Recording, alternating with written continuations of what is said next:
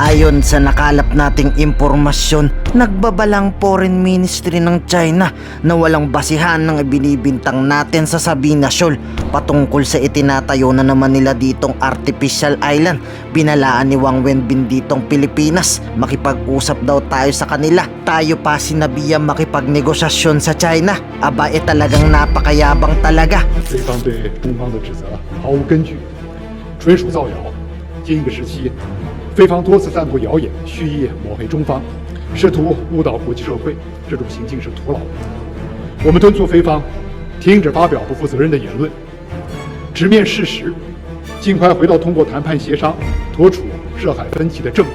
Pero ayon sa report na inilabas ni Ray Powell, magpapadala sa Baho de Masinloc ng malaking pwersang China para harangan ng tulong na dadalhin sa mga Filipino fishermen. Kung saan lumabas sa satellite report ng Amerika, hindi bababa sa 26 na Chinese militia at 4 na Chinese Coast Guard ang nakatakda nga harang sa 100 Filipino na fishermen. Pero ayon kay Jonathan Malaya, Assistant Director General ng National Security Council, wag sanang gagawin daw yan ng China itong iniisip nilang gawin sa civilian mission ng West Philippine Sea, dahil kung nagkataon 100 Pilipinong saktan nila, hindi malayong magkagulo sa West Philippine Sea.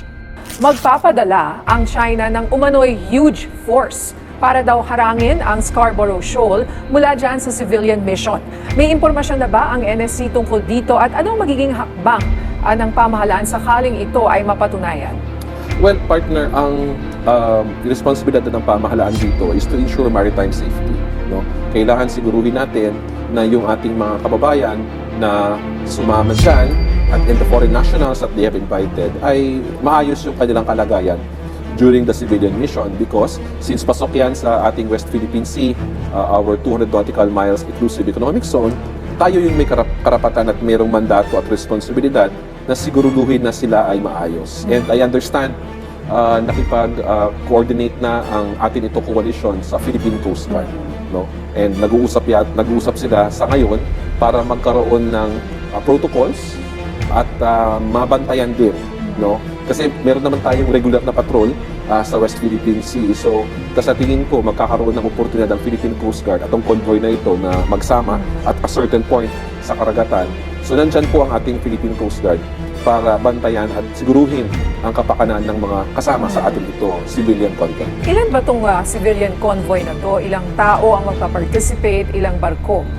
Well, I don't have the details, all the details, partner, but sa nababasa ko sa media, merong 2 hanggang 5 na mga malalaking vessels? Fishing vessels na Okay. silang kinuha, at meron ding mga 100 or more na maliliit na bangka na manggagaling naman sa Zambales na siyang sasama sa kanila kasi meron silang mga activities na gagawin. So marami-rami rin pala, may mga small pa pala boats na aaligid doon. Eh, itong huge force, para namang nakakatakot yung pagka sabi na may huge force na haharangin ng China ang mga aktibidad na ito.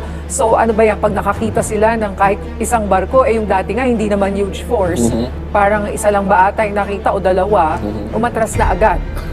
So, well, nasa sa kanila yan. Kung depende na to sa kanila. Depende na yan sa kanila.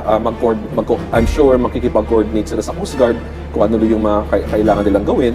Siguro ang pakiusap na lang natin sa People's Republic of China ay igalang nila yung paglalayag nitong mga barkong ito kasi they're civilian. Yes. They are not in any way connected to the government. Civilian po itong mga ito. And kilala itong mga ito. Itong mga Yes. personalidad na ito sa ating bansa. They can check and recheck. They know na these are civilian vessels, no?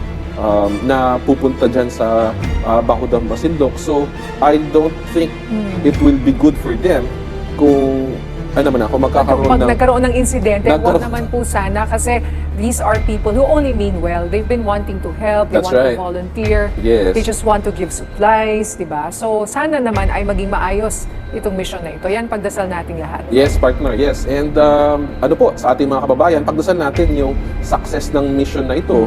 Isa sa civilian mission, and sana igalang ng China yung ganitong klaseng nature nitong civilian mission na ito. At sana wag naman nilang gawin kung ano man yung pinaplano na, no? The huge force na sinasabi. I mean, quote-unquote. That's right. Yes. Alright. Pero babala sa China ni Commodore J. Tariela, sisiguraduhin daw nilang ligtas lahat ng sasamang Pinoy sakaling makasalubong ang malaking pwersang ihaharang dito ng China.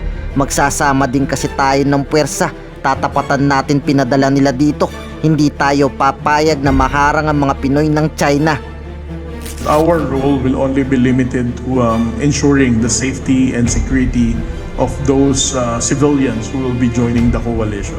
We have to make sure that they will not be harassed or at least injured kung sakaling iharas sila ng Chinese Coast Guard. Ngayon ikaw bilang Pilipino, ano ang masasabi mo at reaksyon sa balitang ito?